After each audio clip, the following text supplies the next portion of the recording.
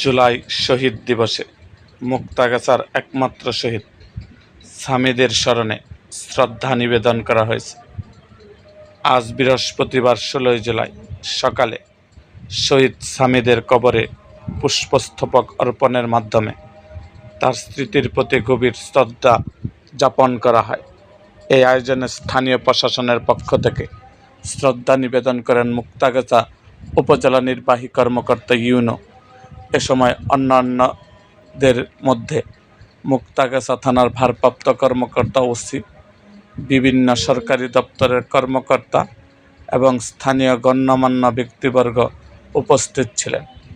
শহীদ সামিদের স্মরণে আয়োজিত এই অনুষ্ঠানে এলাকার সর্বস্তরের মানুষের শ্রদ্ধা ও ভালোবাসার বহিঃপ্রকাশ ঘটে।